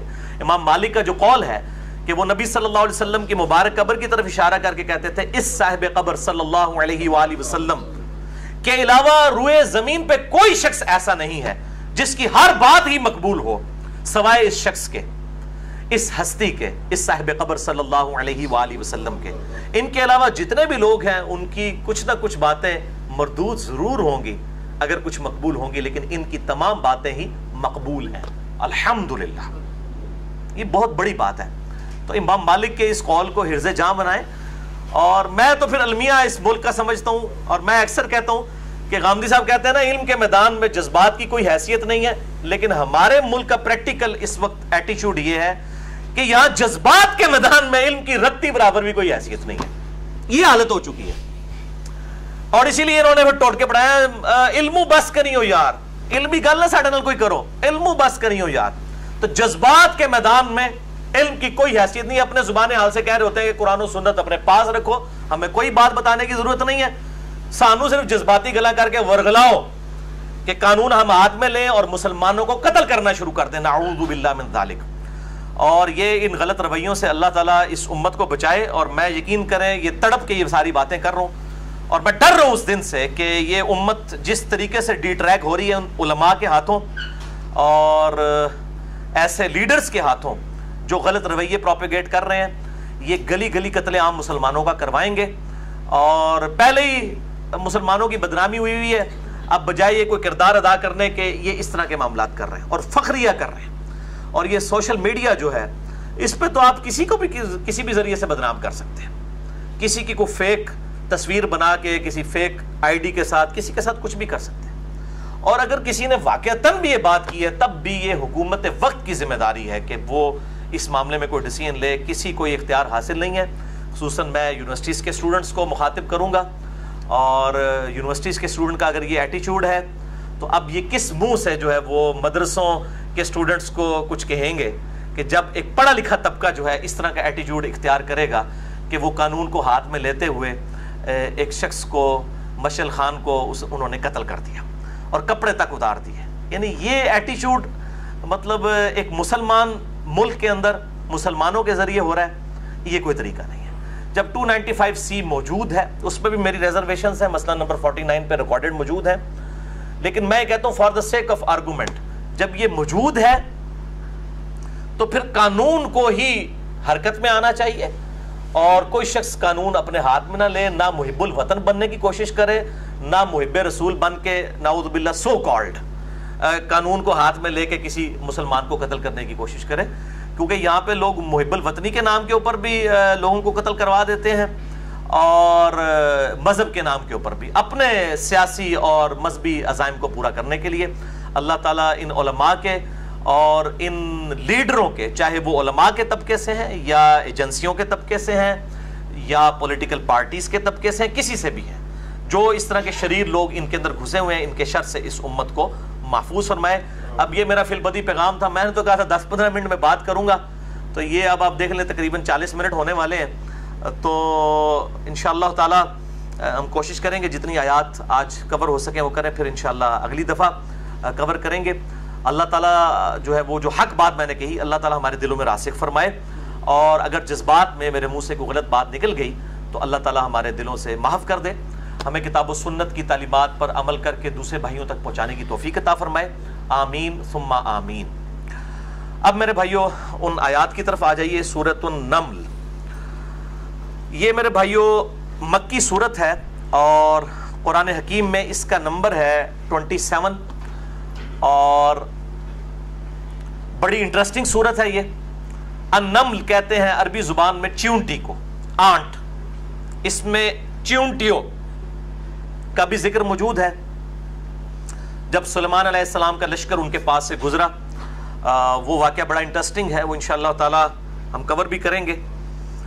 اعوذ باللہ من الشیطان الرجیم، بسم اللہ الرحمن الرحیم۔ طاسین، یہ حروف مقطعات ہیں جن کا معنی امت تک نہیں پہنچایا گیا، قرآن کے یہ آپ سمجھ لیں کوڈ ورڈز ہیں۔ تلک آیات القرآن و کتاب مبین، یہ آیتیں ہیں قرآن حکیم کی اور روشن کتاب کی۔ روشن کتاب سے مراد لوح محفوظ ہے، بل ہوا قرآن مجید فی لوح محفوظ، جہاں سے یہ اتارا گیا۔ ہدی و بشرا، یہ ہدایت ہے اور بشارت ہے، للمؤمنین، بات ماننے والوں کے لیے۔ یہ مؤمنین کی اپروپریٹ ٹرانسلیشن ہے جو بات ماننے والے ہوں، اللہ اور اس کے رسول کو ماننے والے نہیں صرف، بلکہ اللہ اور اس کے رسول کی ماننے والے بھی ہوں، عز و جل و صلی اللہ علیہ وآلہ وسلم۔ الذین یقیمون الصلاۃ، وہ لوگ جو کہ قائم کرتے ہیں نماز کو، ویؤتون الزکاۃ، اور زکوٰۃ دیتے ہیں، اور مکی صورت ہے تو یہاں زکوٰۃ سے مراد تزکیہ نفس بھی ہو سکتا ہے۔ وہم بالآخرۃ ہم یوقنون، اور ان لوگوں کی سب سے بڑی خوبی یہ ہے کہ وہ آخرت پر یقین رکھتے ہیں، یعنی اللہ اور اس کے رسول پر ایمان رکھنا، نماز قائم کرنا، تزکیہ نفس کرنا یا زکوٰۃ دینا، اور آخرت پہ یقین کرنا۔ آخرت کے لیے ایمان کا لفظ بھی کافی نہیں مانا گیا، یقین، کیونکہ جب تک آخرت پہ یقین نہیں ہوگا قبلہ سیدھا ہی نہیں ہوگا آپ کا، کبھی بھی نہیں ہو سکتا۔ ہاں آخرت کا یقین ہوگا پھر بھی انسان کا قبلہ صحیح ہوگا کہ ہاں اگر مجھے دنیا کا قانون نہیں پکڑ رہا تو اللہ کی بارگاہ میں تو پیشی ہو جائے گی۔ ان الذین لا یؤمنون بالآخرہ، بے شک وہ لوگ جو کہ آخرت پہ ایمان نہیں لاتے، زینا لہم اعمالہم فہم یعمہون، تو ان کے جو اعمال ہیں وہ ہم نے ان کی جو اعمال ہیں ان کی نظروں میں سوار دیے ہیں اور وہ سرگرداں پھر رہے ہیں۔ یعنی جو بات نہیں ماننے والا پھر اللہ تعالیٰ کی طرف سے اس پہ مہر لگ جاتی ہے، ان کو اپنے برے اعمال بھی اچھے نظر آ رہے ہوتے ہیں اور وہ اپنے برے اعمال کے اوپر آگاہ ہی نہیں ہو پاتے۔ جب اللہ تعالیٰ ختم اللہ علی قلوبہم وعلی سمعہم وعلی ابصارہم والا معاملہ ہو جائے گا تو پھر والعیاذ باللہ تعالی انسان کو کیسے حق ملے گا؟ ربنا لا تزغ قلوبنا بعد اذ ہدیتنا وہب لنا من لدنک رحمہ انک انت الوہاب، آمین۔ اولئک الذین لہم سوء العذاب، یہ وہ لوگ ہیں جن کے لیے بدترین عذاب ہے، وہم فی الآخرۃ ہم الاخسرون، اور آخرت میں سب سے زیادہ گھاٹے میں رہنے والے یہ لوگ ہوں گے۔ وَإِنَّكَ لَتُلَقَّى الْقُرْآنَ مِن لَّدُنْ حَكِيمٍ عَلِيمٍ، اور بے شک اے محبوب صلی اللہ علیہ وآلہ وسلم آپ کو جو قرآن سکھایا جاتا ہے، یہ قرآن حکیم، تو وہ اس بڑے دانا اور علم والے کی جانب سے سکھایا جاتا ہے۔ اصل میں یہ اب تمہیدی آیت آئی ہے آئندہ کے آنے والے واقعات کے بارے میں، کیونکہ اس کے فوراً بعد حضرت موسیٰ علیہ نبینا علیہ السلام کا ذکر خیر آئے گا، جو نبی صلی اللہ علیہ وآلہ وسلم سے تقریباً آپ سمجھ لیں 2-2.5 سال پہلے گزر چکے۔ پھر سیدنا سلیمان علیہ السلام، سیدنا صالح علیہ السلام، سیدنا لوط علیہ السلام، ان تمام پیغمبروں کی قوموں کا ذکر آئے گا، اور آپ صلی اللہ علیہ وسلم تو امی تھے۔ تو اللہ تعالیٰ فرما رہا ہے یہ جو پرانی اقوام کے جو واقعات بھی آپ سے بیان کیے جا رہے ہیں یہ اللہ تعالیٰ آپ کو سکھا رہا ہے۔ یقیناً آپ نے دنیا میں کسی فلاسفر کی شاگردگی اختیار نہیں کی، کسی شاعر سے آپ نے کچھ سیکھا نہیں ہے، کسی ہسٹورین کے پاس آپ بیٹھے نہیں ہیں، یہ آپ کے پاس اللہ تعالیٰ کی طرف سے غیبی خبریں آتی ہیں جس کی بنیاد کے اوپر آپ امت تک حق بات پہنچا رہے ہیں۔ سب سے پہلے موسیٰ علیہ السلام کا ذکر، یہ اکثر قرآن حکیم میں سب سے زیادہ موسیٰ علیہ السلام کا ذکر ہے۔ قرآن حکیم میں موسیٰ علیہ السلام کا ذکر خیر بائی نیم 125 دفعہ ہوا ہے۔ سب سے زیادہ موسیٰ علیہ نبینا علیہ السلام کا نام قرآن حکیم میں آیا ہے بائی نیم۔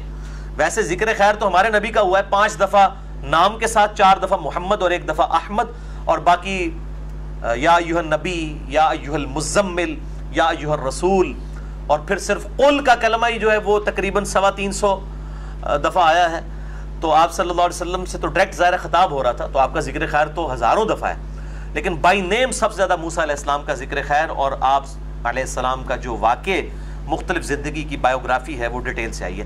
یہاں پہ بھی موسیٰ علیہ السلام کے ذکر خیر سے آغاز ہو رہا ہے. اذ قال موسیٰ لأہلہ، یاد کرو جب موسیٰ نے اپنی بیوی سے کہا، گھر والوں سے، انی آنست نارا، یعنی یہ جب شعیب علیہ السلام سے اپنی بیوی کو لے کر نکلے ہیں دوبارہ مصر کی طرف، اور ان کی بیوی جو ہے امید سے تھیں اور ٹھنڈ بھی تھی، اور اس دوران انہوں نے آگ دیکھی اور ارادہ کیا کہ اس آگ میں سے کچھ آگ حاصل کی جائے اور پھر آگ جلا کے ہم اس کو تاپیں. تو انہوں نے اپنی بیوی سے کہا کہ میں نے آگ دیکھی ہے، سآتیکم منہا بخبر او آتیکم بشہاب قبس لعلکم تصطلون، میں ابھی لے آتا ہوں وہاں سے کوئی خبر تمہارے لیے، یا وہاں سے کوئی آگ کا شعلہ سلگھا کر لے آتا ہوں تاکہ تم آگ سیک سکو، آگ تاپ سکو. فلما جاءہا نودی ام بورک من فی النار، جب وہ اس آگ کے پاس آئے جو دور سے دیکھنے میں آگ نظر آ رہی تھی لیکن حقیقتاً آگ نہیں تھی وہ، تو وہاں سے ندا آئی کہ بابرکت ہو جو اس آگ میں ہے، ومن حولہا، اور جو اس کے آس پاس ہے. ایک درخت تھا جس کی طرف سے آواز آئی اور وہاں پہ وہ ہر چیز روشن تھی، اور وہاں سے آواز آئی کہ جو یہ یعنی متبرک جگہ ہے اور وادی طوا تھی، اور موسیٰ علیہ السلام کو حکم بھی ہوا کہ وہ اپنے نالین بھی یعنی جوتیاں بھی اتار دیں. تو وہاں پر جب پہنچے تو انہوں نے یہ روشنی کا سما جب دیکھا، وَسُبْحَانَ اللَّهِ رَبِّ الْعَالَمِينَ، اور اللہ تعالیٰ پاک ہے تمام جہانوں کا پالنے والا، یعنی اللہ تعالیٰ ہر اس تشبیہ سے پاک ہے جو لوگ اس کے بارے میں بیان کرتے ہیں. یعنی کوئی اس آگ سے تشبیہ نہ لے لے کہ یہ کوئی اللہ تعالیٰ کا نور ہے یا کوئی اس طرح کی چیز، تو ساتھ ہی آ گیا سبحان اللہ رب العالمین. یہ بڑا کریٹیکل ایشو ہے اسماء و صفات کے حوالے سے. سورہ الشورى میں، سورہ الشورى آیت نمبر 15 میں آیا، لیس کمثلہ شیء وہو السمیع البصیر، اللہ کی مثل کوئی شے نہیں ہے اور وہی سننے والا اور علم والا ہے. تو مسئلہ نمبر 41 میرا ریکارڈڈ ہے، نور من نور اللہ وحدۃ الوجود اور علم الکلام کے حوالے سے. اور مسئلہ نمبر 126C واقعہ معراج پہ کنزیکٹیو 3 لیکچر ہیں، 126A B C. یہ جو C والا لیکچر ہے، کیا واقعہ معراج میں نبی صلی اللہ علیہ وسلم نے اللہ تعالیٰ کا دیدار کیا تھا، اس پہ میں نے بڑی سیر حاصل گفتگو کی ہے، اور میرے علم کی حد تک نہ ریٹن میں کسی کی اس طرح کی سیر حاصل گفتگو ہے نہ ویڈیو میں. اور اب یہ وہ معراج کے حوالے سے بھی ڈسکشن شروع ہو جائیں گی، رجب کا مہینہ جا رہا ہے، تو اس پہ انشاءاللہ کلپس بھی ہمارے یوٹیوب پہ اپلوڈ ہو جائیں گے اور فیس بک پہ بھی ہمارے فرحان بھائی انشاءاللہ کر دیں گے. بہرحال یہ کریٹیکل ایشو ہے، اس کو یہیں پہ چھوڑتے ہیں. میں آلریڈی مسئلہ 41 اور 126 دے چکا ہوں. یا موسیٰ انہ انا اللہ العزیز الحکیم، اے موسیٰ بے شک میں ہوں اللہ عزت والا اور حکمت والا. موسیٰ علیہ السلام سے اللہ تعالیٰ نے ڈائریکٹ کلام کیا ہے، کسی اور پیغمبر سے اس دنیا میں کلام ڈائریکٹ نہیں کیا. ہمارے نبی صلی اللہ علیہ وسلم سے کیا لیکن اس دنیا میں نہیں، آسمانوں کے اوپر. اس دنیا میں صرف موسیٰ علیہ السلام کے ساتھ، اسی لیے کلیم اللہ کہا جاتا ہے. وَأَلْقِ عَصَاقَ، اور موسیٰ علیہ السلام کو اللہ نے کہا کہ اپنا جو عصا ہے، یعنی وہ جو ہاتھ میں ان کے انہوں نے چھڑی پکڑی ہوئی تھی، سوٹا تھا بڑے سائز کا، اس کو پھینکو. فَلَمَّا رَآهَا تَهْتَزُّ كَأَنَّهَا جَانٌّ وَلَّا مُدْبِرًا، تو انہوں نے جیسے ہی وہ اپنا عصا پھینکا تو دیکھا کہ وہ لہرا رہا ہے جیسے کوئی سانپ ہوتا ہے. وہ پلانٹ کنگڈم اینیمل کنگڈم میں بدل گیا، اژدہا بن گیا اور یہ ہلنا شروع ہو گیا. تو موسیٰ علیہ السلام پیٹ پھیر کے وہاں سے بھاگے، ڈر گئے. ظاہر ہے یہ بہت بڑا ایک تھا. اس سے یہ بھی بات پتہ چلی کہ موسیٰ علیہ السلام نے خود اس کو اژدہا نہیں بنایا تھا، ورنہ خود تو ان کو پتا ہوتا. جیسے ایک بچہ جب تک اس کو ماچس کا ایکسپیرینس نہ ہو، جب وہ پہلی دفعہ تیلی لگاتا ہے تو وہ ڈر جاتا ہے، لیکن جب بعد میں لگاتا ہے پھر انجوائے کرتا ہے، کیونکہ وہ اس فزیکل ایکسپیرینس سے گزر جاتا ہے. تو موسیٰ علیہ السلام کے اگر یہ اپنے اختیار میں ہوتا یا ان کو یہ پتا ہوتا کہ مستقبل میں کیا ہونے والا تو کبھی نہ ڈرتے، وہ کہتے ہیں ہاں میں تو اس انتظار میں تھا. تو میں ساتھ ساتھ عقیدے بھی کلیئر کر رہا ہوں. معجزات، کرامات، استدراج، الوہین کے حوالے سے میں نے 4 لیکچرز کنزیکٹیو دیے. مسئلہ number 131A B C D 7-8 گھنٹے کی گفتگو ہے، جسے شوق ہو اہل سنت پاک.com پہ دیکھ سکتا ہے. تو وہ پیٹ پھیر کے بھاگے. ولم یعقب، اور پیچھے مڑ کے بھی نہ دیکھا، ایسے پیٹ پھیر کے بھاگے. فلما یا موسیٰ لا تخف، اللہ تعالیٰ نے فرمایا موسیٰ مت ڈر، انی لا یخاف لدی المرسلون، میرے حضور میں رسول ڈرا نہیں کرتے، الا من ظلم، ہاں مگر جس سے کوئی زیادتی ہو جائے۔ اس میں اشارہ تھا کہ تو نے بندہ ایک مارا ہوا ہے، وہ جان بوجھ کے تو نہیں مارا تھا لیکن وہ مارا تھا اور بعد میں ان کو پچھتاوا بھی تھا اس پہ۔ مسئلہ نمبر 88A اور B میرا عصمت انبیاء کے عقیدے پہ شبہات کا تحقیقی جائزہ، اس میں میں نے اس طرح کے ایشوز کو ریزالو کیا۔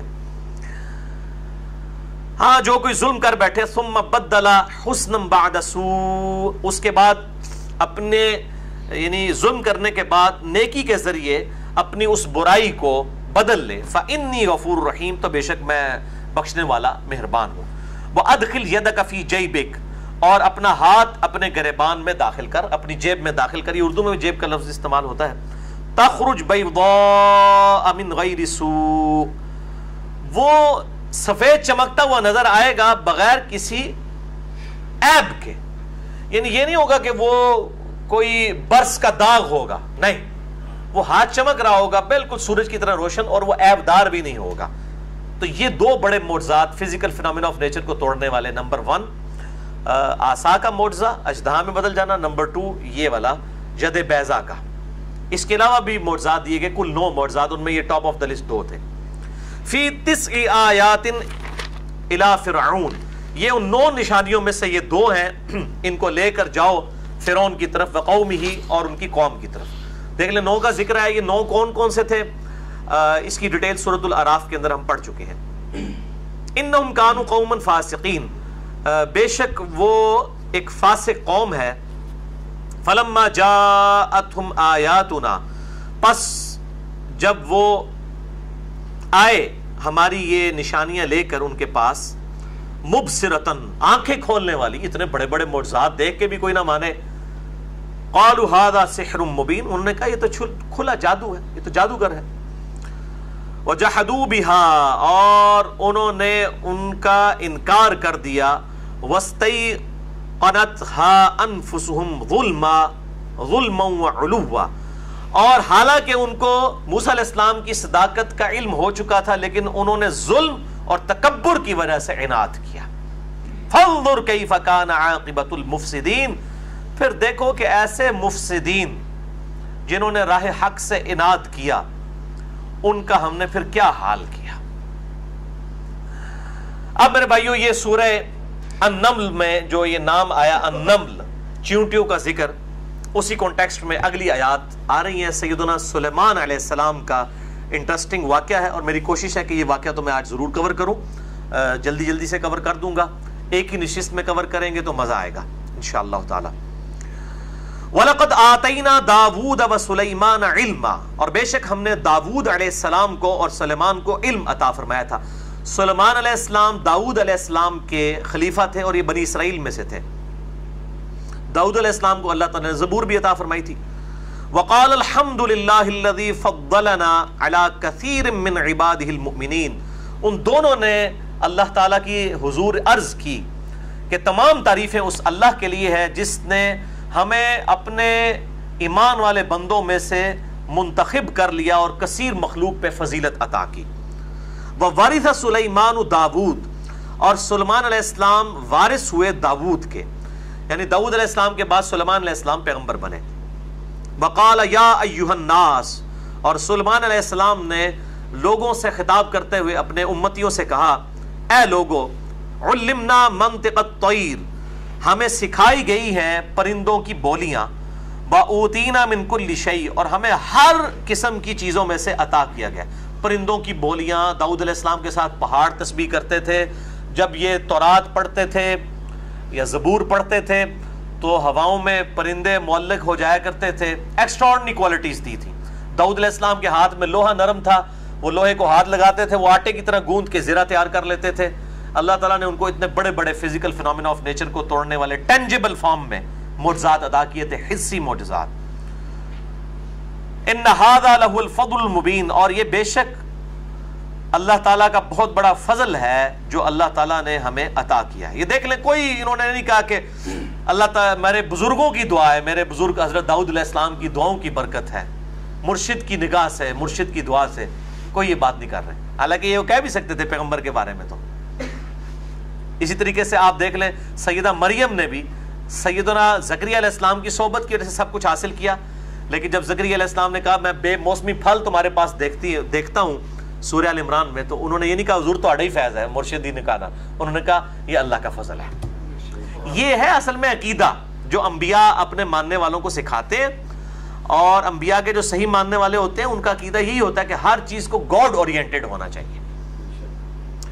تو انہوں نے کہا اللہ کا فضل ہے۔ وَحُشِرَ لِسُلَيْمَانَ جُنُودُهُ مِنَ الْجِنِّ وَالْإِنسِ، اور ہم نے سلیمان کے لشکر میں جنوں اور انسانوں سے ان کو یعنی فراہم کیے تھے لشکر، وَالطَّيْرِ، اور پرندے بھی، فَهُمْ يُوزَعُونَ، اور وہ نظم و ضبط کے پابند تھے، یعنی جنات ان کے حکم سے ٹیمپل آف سلیمان ہیکل سلیمانی بنایا، جنات بھی ان کے یعنی قبضے میں اس حوالے سے تھے کہ ان کے حکم کی پیروی کرتے تھے، اور انسان بھی ہواؤں پہ ان کا حکم چلتا تھا، ان کے تخت کو لے کے ہوائیں اڑتی تھیں اور وہ کئی مہینوں کی مسافت جو ہے وہ فوراً طے کر لیا کرتے تھے۔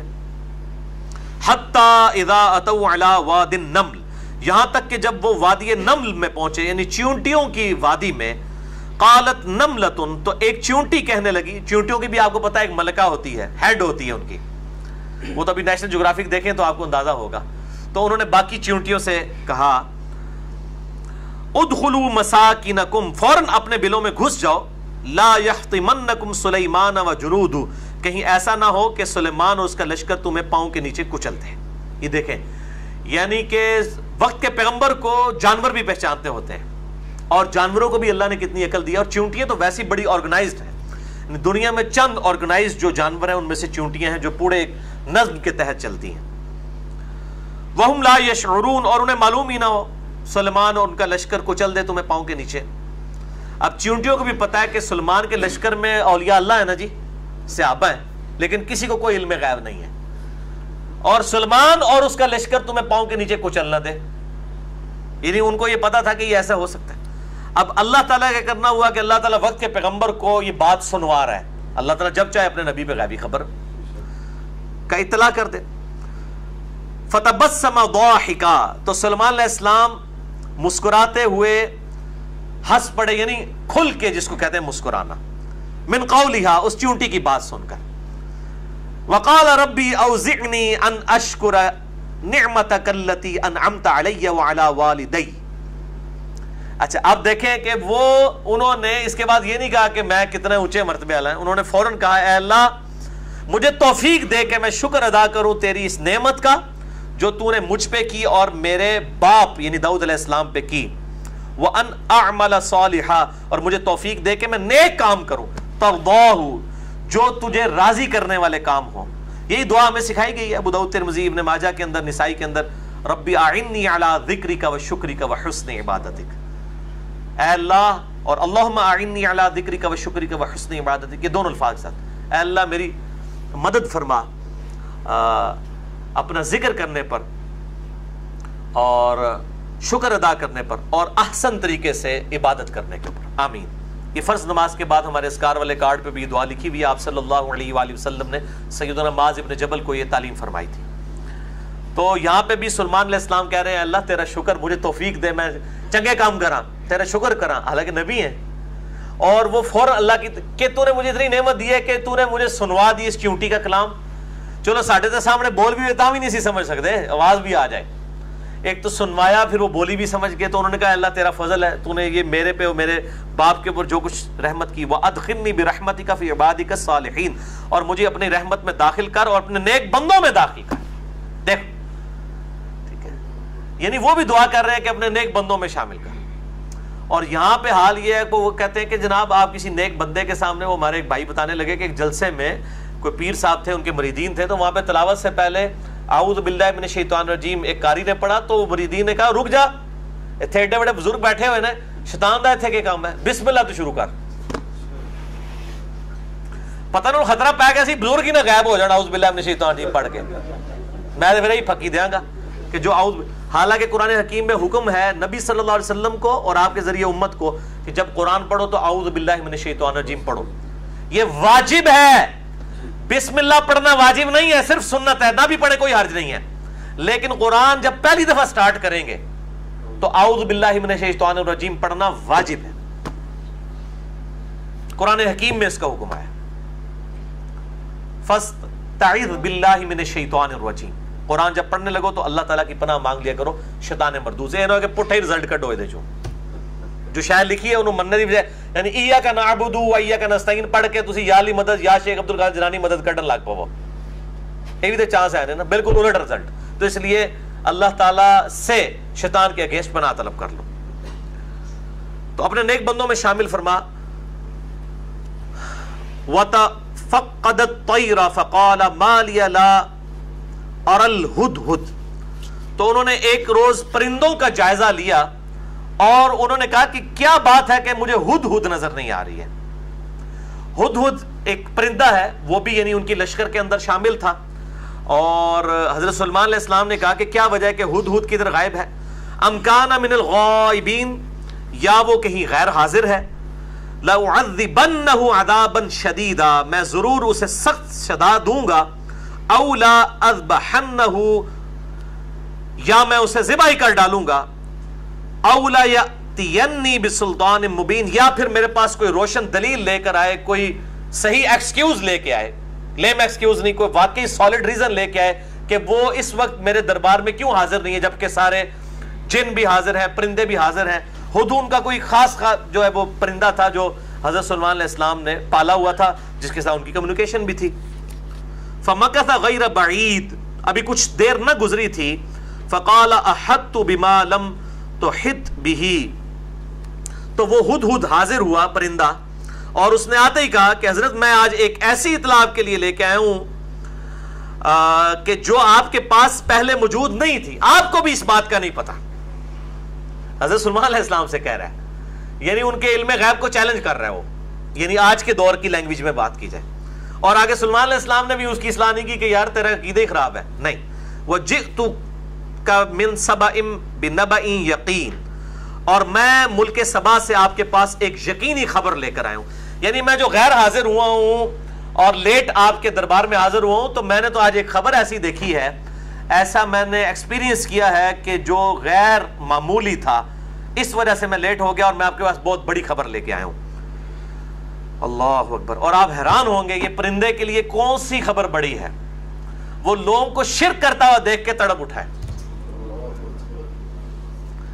یہ پرندوں کے بھی جو ہے احساسات ہیں شرک کے مقابلے پہ. یہاں کہتے خیر ہے جو کچھ بھی ہوتا رہے، شرک تو ختم ہو چکے ہیں. وہ میرا مسئلہ نمبر 8 سن لو. مسئلہ نمبر 8، کیا کلمہ کو مسلمان بھی شرک کر سکتا ہے؟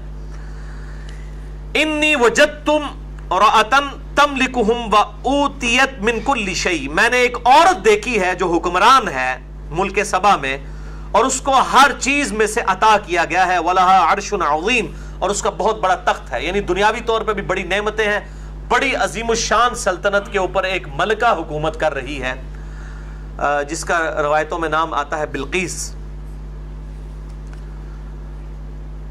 وجدتها وقومها، میں نے اس ملکہ کو اور اس کی قوم کو پایا یسجدون للشمس من دون اللہ، کہ وہ اللہ کو چھوڑ کر سورج کی عبادت کر رہے ہیں. وَزَيَّنَ لَهُمُ الشَّيْطَانُ أَعْمَالَهُمْ، اور شیطان نے ان کے برے اعمال ان کی نظروں میں سنوار دیے.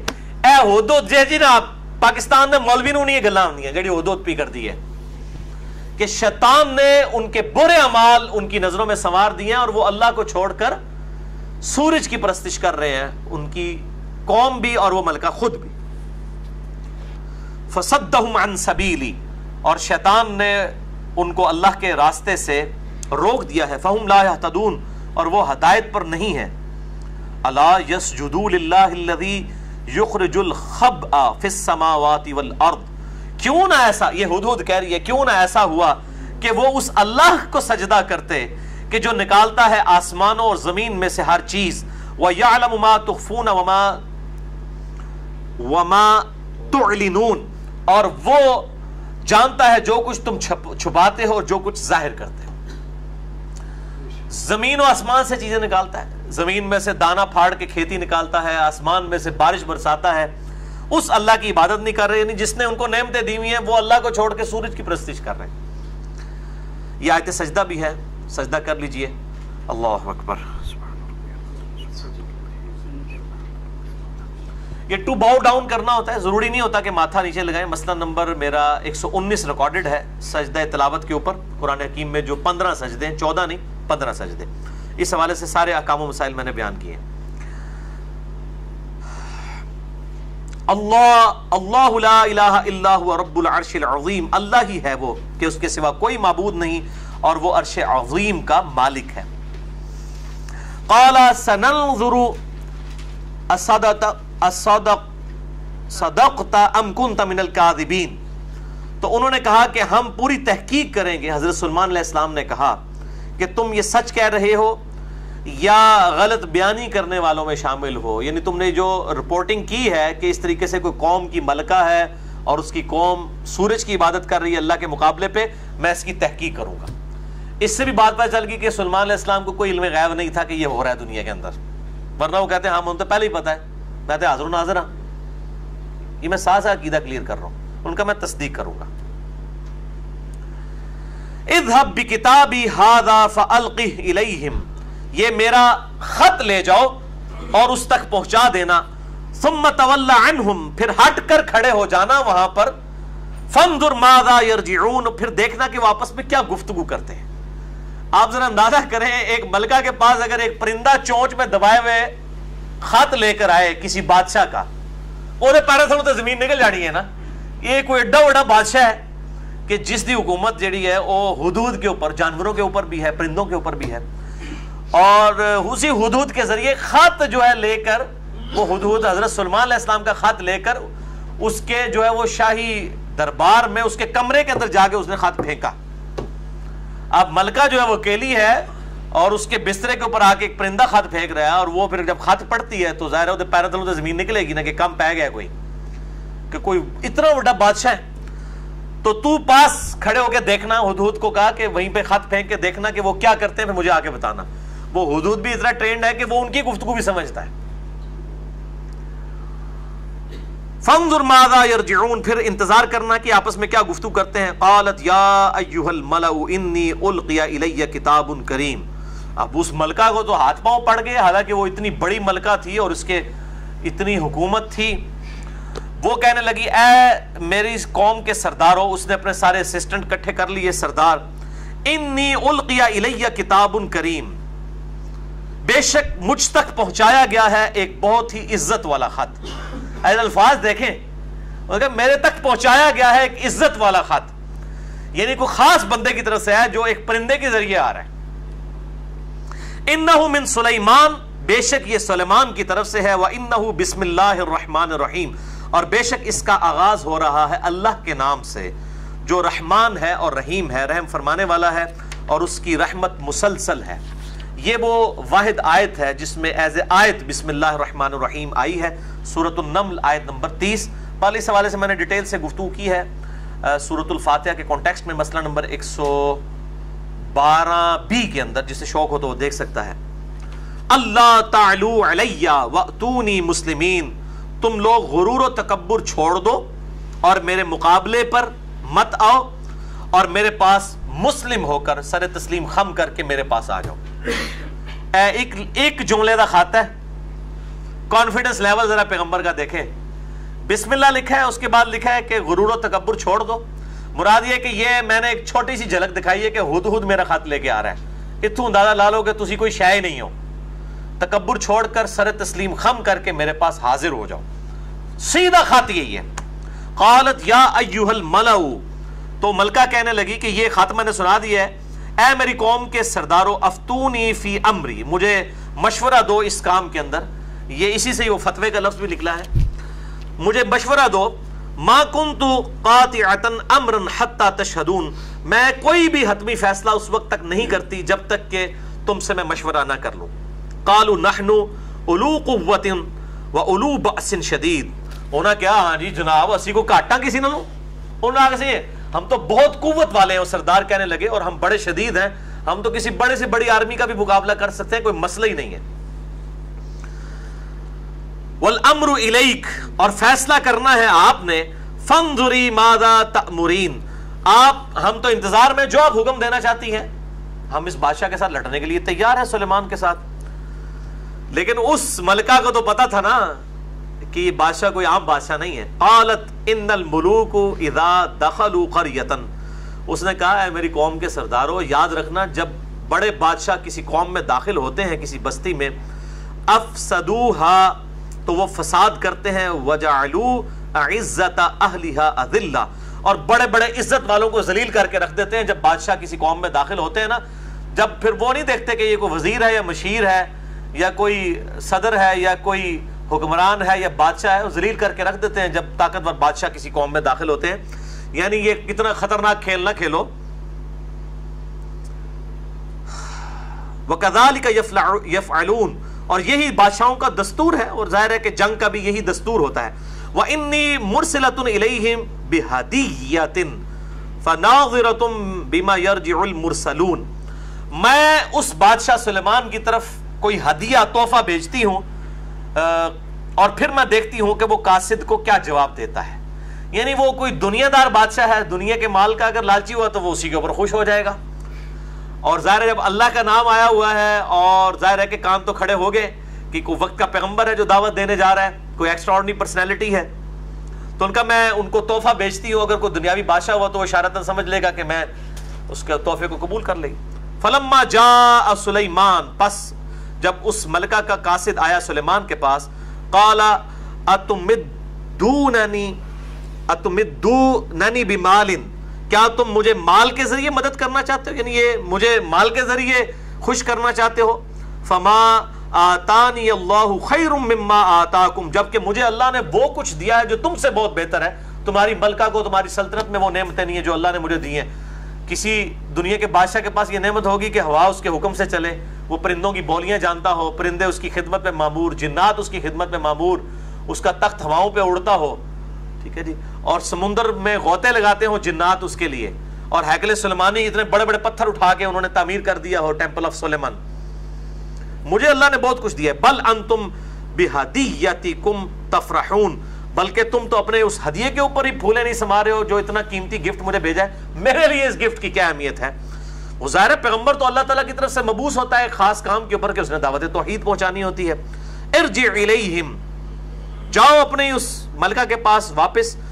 فلنأتینہم بجنود لا قبل لہم بہا ہم ایسا لشکر لے کے آ رہے ہیں تمہارے پاس جس کا تم مقابلہ ہی نہیں کر سکو گے، تمہاری ملکہ بھی اور اس کے سردار بھی. وَلَنُخْرِجَنَّهُمْ مِنْهَا اور ہم نکال دیں گے تمہارے ملک سے تمہیں اذلۃ وہم صاغرون ذلیل کر کے اور تم لوگ خوار ہو جاؤ گے. یعنی وہی جو اس بلقیس نے الفاظ استعمال کیے تھے وہی حضرت سلمان علیہ السلام نے کہا کہ ذلیل و خوار کر دیں گے تمہیں مشرکین کو. قال یا ایھا الملأ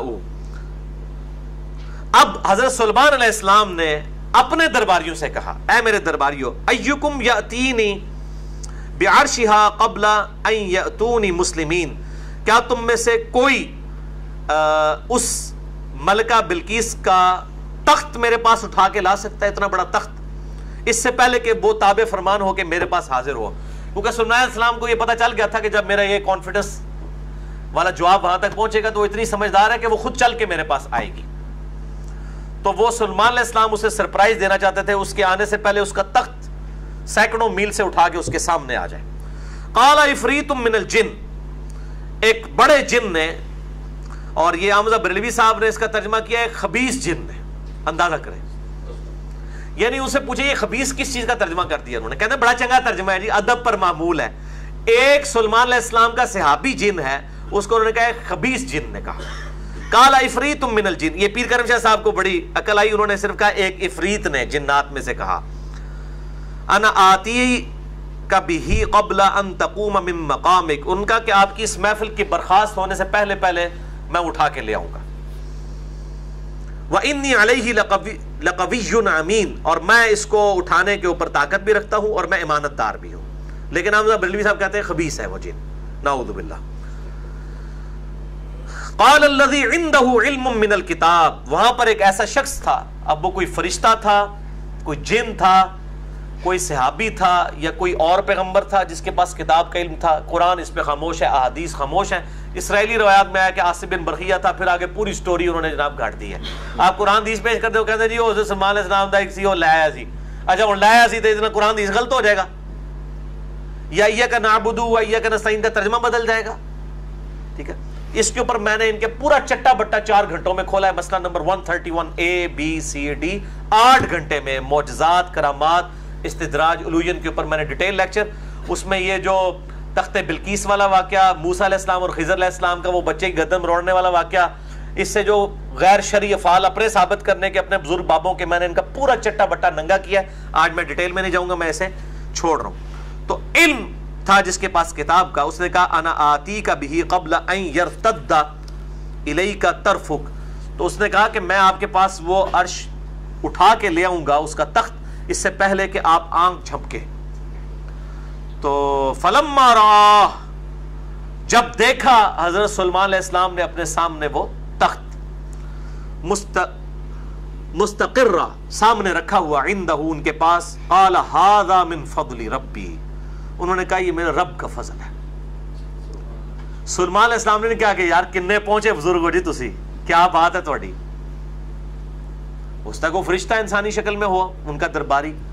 اور امام فخر الدین رازی جو صوفیاء کے امام ہیں, المتوفا 606 ہجری, انہوں نے کہا کہ یہ تخت لانے والا خود سلیمان علیہ السلام ہے. اے پکیجے صوفیاں سے وہ کہتے ہیں کہ یہ لانے والے وہ خود ہیں جو قرآن کہتا ہے نا کہ جس کے پاس کتاب کا علم تھا.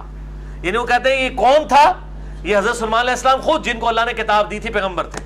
اسی لیے جب انہوں نے اپنی آنکھوں کے سامنے پایا تو انہوں نے کہا یہ میرے رب کا فضل ہے, یعنی مجھ پہ رب نے فضل کیا ہے کہ میرے پاس یہ طاقت ہے. انہوں نے یہ بات لکھی ہے, انہوں نے پتہ نہیں کیا کچھ نکالا ہوا ہے. بار میرا مسئلہ نمبر 131 ABCD دیکھ لیں. لیبلونی اشکر ام اکفر, اور مجھ پہ یہ فضل ہے اللہ کا تاکہ وہ دیکھے کہ میں اس کا شکر کرتا ہوں یا ناشکری کرتا ہوں. فمن شکر فانما یشکر لنفسی, اور جو کوئی اللہ کا شکر کرتا ہے تو وہ اپنے ہی بھلے کو کرتا ہے. ومن کفر, اور جو کوئی ناشکری کرتا ہے, کفر, فان ربی غنی کریم, تو میرا رب تو بے پرواہ ہے, کریم ہے, اس کو کوئی پرواہ نہیں ہے. علم لدنی کے اوپر میرا لیکچر ہے, مسئلہ نمبر 55A, اہل سنت پاک.com ہماری ویب سائٹ پہ, جس میں نے اس طرح کے تمام ایشوز کو ریزالو کیا ہے. کہتے ہیں جی قرآن و سنت کے ساتھ پیرلل کوئی سینہ بہ سینہ علم آ رہا ہے. وہ آصف بن برقیہ کے پاس تھا, وہ خضر کے پاس تھا. میں نے ان کا پورا چٹا بٹا کھول کے رکھ دیا اور ان کے دھوکوں کا. الحمدللہ اس کو سن کے کئی لوگوں نے راہ حق قبول کیا, الحمدللہ. قال نکروا لها عرشها ننظر اتهتدی ام تکون من الذین لا یهتدون. تو حضرت سلیمان علیہ السلام نے اپنے درباری ان جنات سے کہا کہ اس کا تخت لے کے آئے ہیں نا, یہ جو آیا ہے تخت, اس کا نقشہ بدل دو, اس کی آرائش ایسی کر دو, پھر ہم دیکھتے ہیں کہ وہ ملکہ جو ہے وہ اس کو پہچان بھی سکتی ہے کہ یہ اسی کا عرش ہے کہ نہیں. فلما جاءت, وہ جب آئی حضرت سلیمان علیہ السلام کے پاس, قیل اھاکذا عرشک, تو حضرت سلیمان علیہ السلام نے پوچھا اس سے, یا ان کے کسی درباری نے پوچھا کہ کیا تیرا تخت اسی طرح کا ہے؟ قالت کأنہ ہوا, تو کہنے لگی یہ لگتا ہے کہ یہ تو بالکل وہی ہے. یہ اصل میں حضرت سلیمان علیہ السلام نے اپنی جو اللہ تعالیٰ نے جو ان کو قوت اور طاقت دی تھی اور اللہ کے پیغمبر تھے, اس کا ایک نظارہ کروایا معجزے کی شکل میں. وَأُوتِينَا الْعِلْمَ مِن قَبْلِهَا وَكُنَّا مُسْلِمِينَ, اور اس نے بلقیس نے کہا مجھے پہلے اس واقعے کی خبر مل چکی تھی اور میں تو آپ کے سامنے فرما بردار مسلم ہو کر سر تسلیم خم کرتی ہوئی حاضر ہوئی ہوں. وہ کہنے لگی مجھے پہلے ہی اندازہ ہو گیا تھا کہ آپ غیر معمولی شخصیت ہیں, میں تو مسلم بن کے آپ کے پاس اطاعت گزار ہو کر آئی ہوں. وَصَدَّهَا مَا كَانَتْ تَعْبُدُ مِن دُونِ اللَّهِ, اور روک رکھا تھا اسے ایمان لانے سے ان بتوں نے جس کی وہ عبادت کیا کرتے تھے اللہ کو چھوڑ کر. انہا کانت من قوم کافرین, بے شک وہ ایک کافر قوم میں سے تھی. یعنی اب لیکن وہ مسلمان ہو چکی, سلیمان علیہ السلام کے ہاتھ پہ اسلام قبول کیا. باقی روایتوں میں آتا ہے کہ سلیمان علیہ السلام کی شادی ہو گئی, قرآن و سنت میں ایسی کوئی ڈیٹیل نہیں ملتی کہ اس عورت کے ساتھ شادی ہوئی ہے کہ نہیں. وَصَدَّهَا مَا كَانَتْ تَعْبُدُ مِن دُونِ اللَّهِ, اور روک رکھا تھا ایمان لانے سے ان بتوں نے اللہ تعالیٰ کے مقابلے پر جس کی وہ عبادت کرتے تھے. انہا کانت من قوم کافرین, وہ کافر قوم میں سے تھی. قیل لها ادخلی الصرح, اور اس سے کہا گیا کہ اس محل میں داخل ہو. فلما رأته حسبته لجة وكشفت عن ساقيها, جب وہ اس عرش پہ یعنی اس تخت پہ داخل ہوئی تو اس نے یہ خیال کیا، جب اس نے وہ دیکھا تو اس نے خیال کیا کہ یہ گہرا پانی ہے.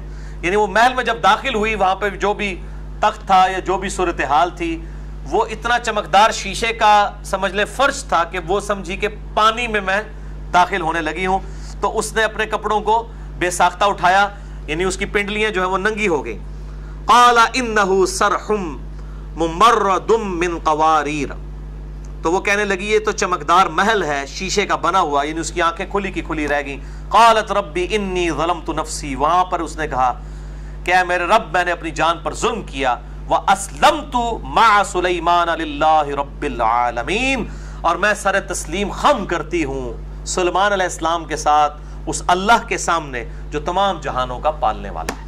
یعنی وہ اتنی امپریس ہوئی کہ اس نے فوراً ہی اسلام قبول کر لیا. اب قوم سمود کا ذکر انشاءاللہ اگلی دفعہ کور کریں گے. 44 آیات مکمل ہوئی.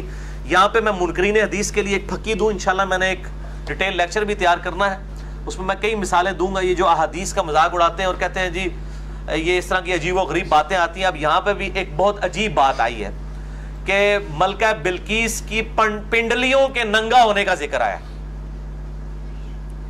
اس وقت تو سلیمان علیہ السلام کے لیے غیر محرم عورت ہی تھی نا وہ.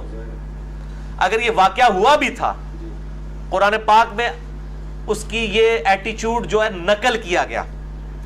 یہی بات بخاری مسلم میں آتی نہ کہنا دیکھو جی یہ غیر محرم عورت ہی کہہ رہے ہیں پنڈلیاں ننگیاں ہو گیا. اے پھکی ہے.